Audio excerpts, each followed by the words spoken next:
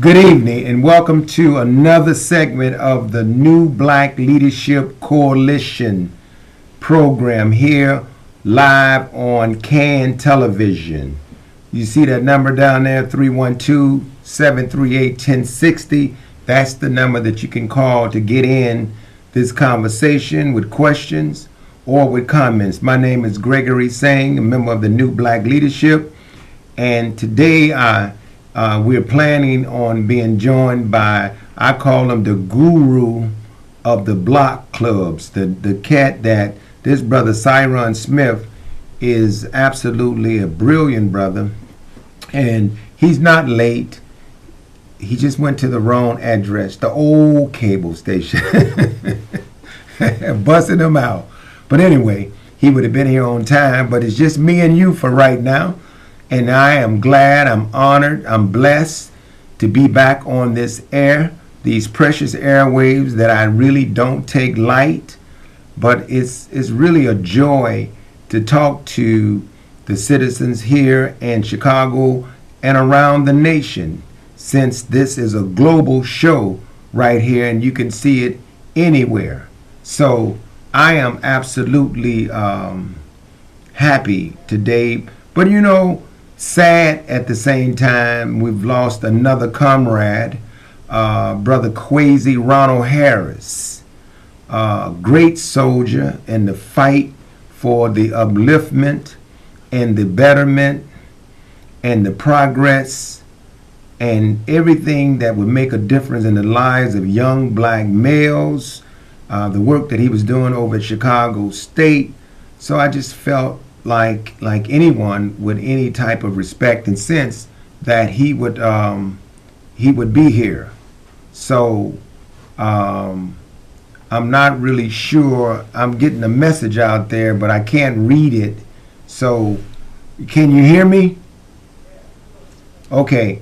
I just can't read what you all are saying. So, but anyway, Abargani, Hotep, Assalamu alaikum, Shalom, and Ramadan Mubarak for those who are acknowledging Ramadan.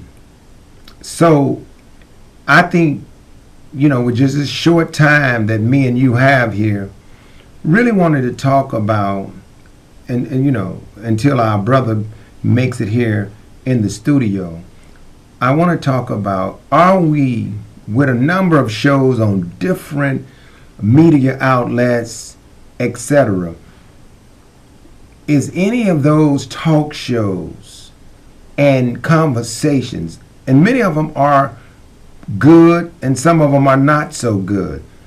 There's some that are very pointed, they're very fiery, and there's some that's very, I would call it, controversial, and then there's some that are weak. But with all of the shows and all of the personalities out there over these radio waves and televisions, is the message getting to the people who need to hear it? Or are we talking to the wall? Are we talking to the wall? Should we just be concentrating on talking to each other and figuring out how we're going to survive in a world and a system that has always had a ruling class and has always had a poor or financially and some oppressed people in the world, and it seems to continue to repeat itself.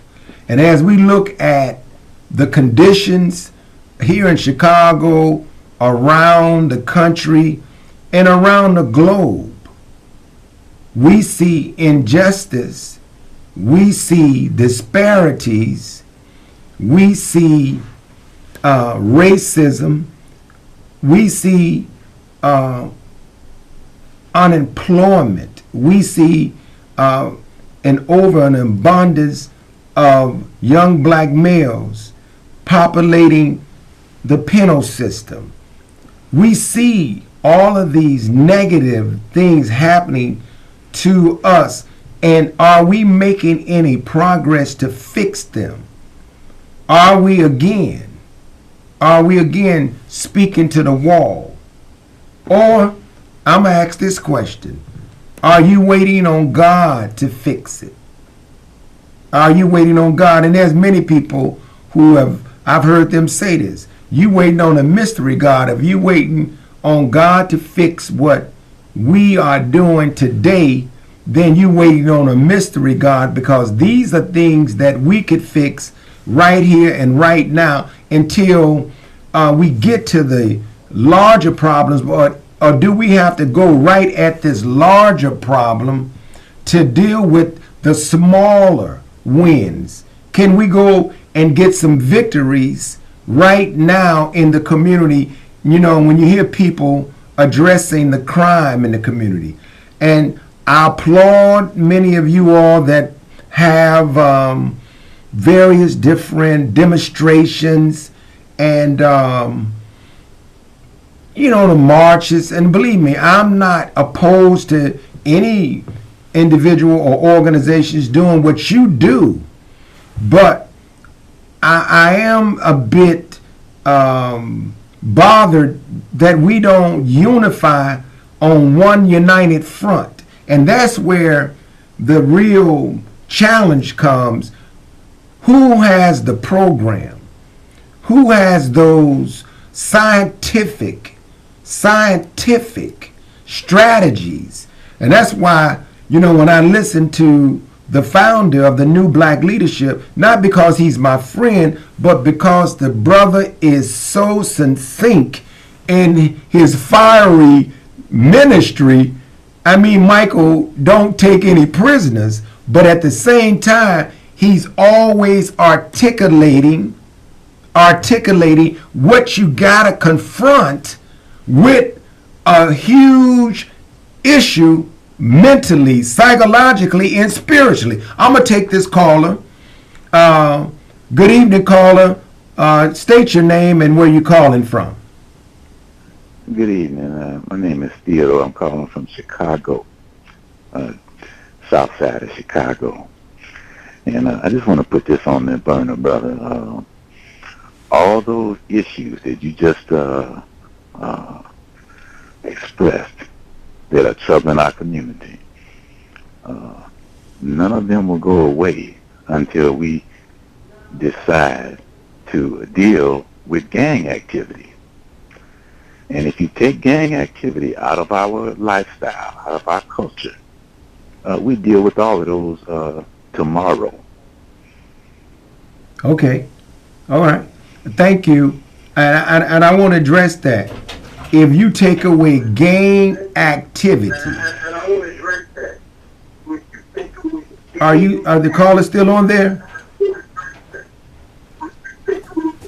Because I can't. Yes, sir. Yes, sir. Are you still there, caller? Yes, sir. I think you have your television up, and so I'm hearing an echo.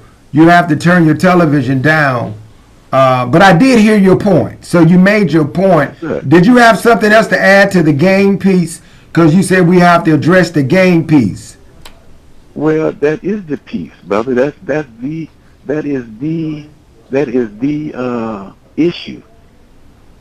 That's the issue that keeps us from being productive all across this country. Yeah. I mean, we can't navigate. We can't do anything when we live in fear.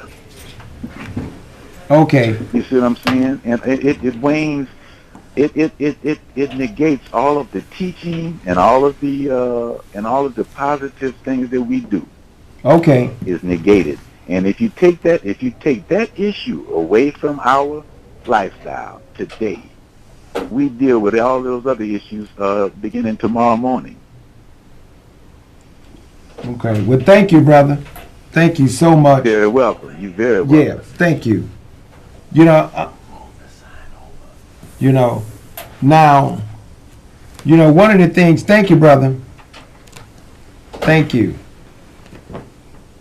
So anyway, I'm gonna go to this that's the overhead right here, but I don't think it's necessary right now. I'm going to talk about who you are right now. I'm sitting here in the studio with my guest right now. Glad to see him. My main man. I call him Syron. I see Syron Smith right here. That's that's short for Syron, the founder of the Black Club Union. And I before you got here, I said the guru of block clubs. And you came in right at the right time, because there was the caller who just called mentioned all of the things. I had mentioned some things about, are we talking to the wall? If we continue to, we screaming out to the people that are somewhat structurally and systematically guilty of and it's not like it's all crime, but it's neglect. Big time. And so when you think about, he said that until we deal with getting rid of the gangs, then right there, and then I would have to say, I know Minister Michael would love to beat up on that question, because what is a gang, and we don't have gangs, et cetera, et cetera. We have but we do have knuckleheads, and we have misguided little brothers that we really do love and want to see get their act together. But that's a long show. That's a part 1, 2, 3, and 4. But there are things that you've been doing historically. This is nothing new to you at all. And what was the main reason? I know you're a member of the New Black Leadership. That's right. But when I met you, I think at that time I was with the Urban League. I might have been way back then. Right. But you've been out in front with this block club piece. What is it that inspired you to take on this mission in terms of the block club? Well, first and foremost, sorry about being late. No, brother, better late than never. There you go. And we gotta take time out to honor Kwesi. Oh yeah, I spoke about it. Brother Chris passed on, so we got a lot of our Henry brothers. English. We talked about it, and Boise Edwards. Yeah. So we. And now Minister Johnny Banks. I understand, and let me just send out a get well, etc. I understand that our friend and brother Minister Johnny Banks had an issue.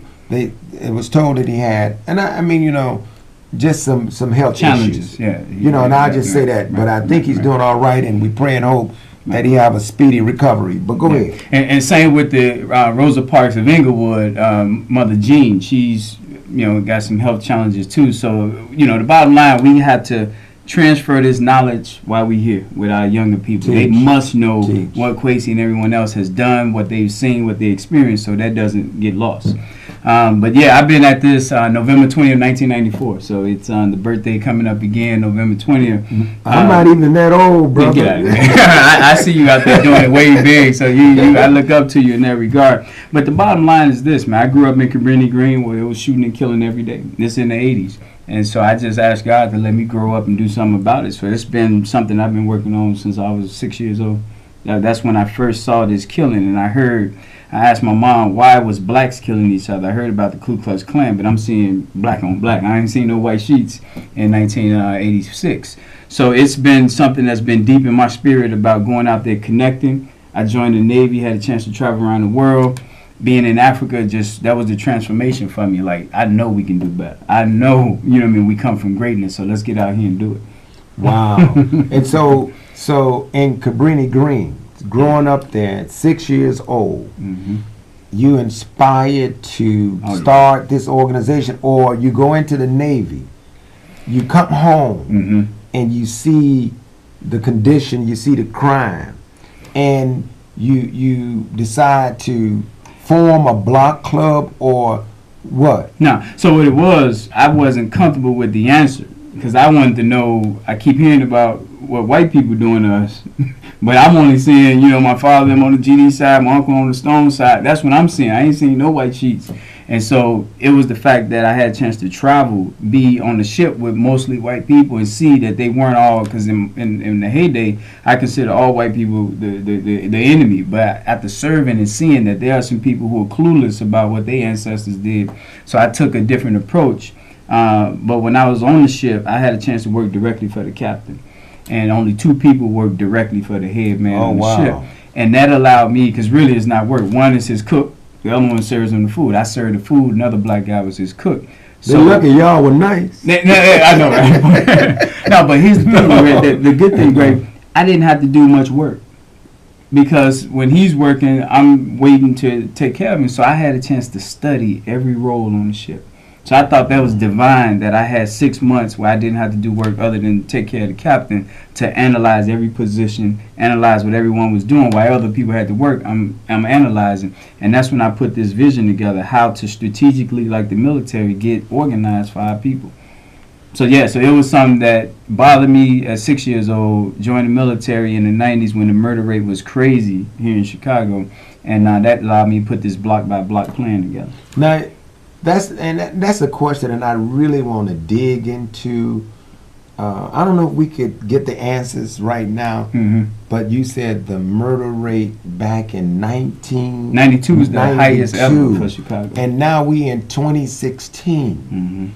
And when you compare the data, the statistics, no comparison. But have the conditions, is there any difference in the conditions, or are we just dealing with the same thing? Is there something come in to change that? Because there's this book I was reading called The Tipping Point. Oh, yeah. By Malcolm Gladwell. And in that book, they were talking about phenomenals and trends and et cetera, and how certain stats will go up or go down based on something impacting that number. What has impacted in your vision, in your opinion, and your perspective, what have impacted the crime in terms of here lately versus back in 1996 or 92? No, 92 was the worst. Okay. Almost 1,000 murders. 92. But that was the crack epidemic back in the 90s. We know that. But here's the thing. There's a cumulative impact. When you got a mother 10 years ago who lost all 3 of her sons in Cabrini Green to murder, now that's commonplace. So there's a cumulative impact when you talk about the 90s compared to now. And not only that, TV went off back in the 80s. Now you have constant massaging of this murder. We didn't have that as much back in the 90s. You said television went off. Yeah, you had the red block, the yellow block. Remember at 1 o'clock it went off? Now the news constantly tells you this boy was killed on this block. He was killed. It's constant. So now it looks like everywhere you turn, we're hearing more about it. So that's just the social media, but the numbers don't lie. 400 murders compared to 900. That's twice as worse back in the 90s. Back then, you couldn't go on certain blocks, so you was definitely going to catch it. So, 92, what happened in 93, 94, 95, and if you looked at and compared all of those years, was it an influx of jobs? Was it I know for us, and this is, I'm so interested in this, and I can't wait to have part 2. Because I don't think we have enough time to get it all. But like in the nation, you know, and boy, I wish we had a room for Minister Mike, because he has this this memory like an elephant. I can't remember all that stuff. But in 1992, the Nation of Islam, back right before the Million Man March, 95. There was things going on. See, and when you think about that energy that was happening, and even some of the, I gotta do this when I say leadership, but some of the individuals, beneficiaries, the beneficiaries, they were a little cautious. I mean, I would agree. No, I would agree with that. Right. And so there was more unity. It looked like we were working a little closer. Well, because we backed Jesse and all kind of stuff in the election, and you know, it was just people got sick and tired of being sick and tired. Though you're not going to keep doing that and not seeing the results come home. You know, in terms of that unity. Whereas I remember the pastor lived in the community. So when someone was killed, the pastor would come out his house and pray. Now you have to wait for him to come from the suburbs in. So that's a part Can of it. you say know? that again? We lived, worked, and worshiped in our community back in the day. Now we're And the spread out. pastor had to drive from the suburbs. Yeah. And I mean, that's huge. Yeah. That's why I love what you're doing around the block clubs. Because when you think about the block or that community, you got the teacher lived in the community. The police lived in the community. And I said this last night on the show that we have on Monday night on Intellectual Radio. Every Monday night at 10 p.m. You got to come on next week. Next week, Monday, 10? Yeah. All right. You know I'm coming from Indiana, so we'll work it out. Oh, no. You got to start early. You know, because people got to hear this. No, yes, sir. Yes, sir. But when you think about that, that's huge. That's the social fabric. And when it's dispersed, you know, and that's why I said this. Together. That's why I said this at last night in our conversation. I mentioned I'm riding past South Chicago. I look up and I see 3, 4 white men sitting in at the firehouse, and they're sitting there. You know, they relax mode, kicking it. And what I'm saying is, and here's where I'm going with that.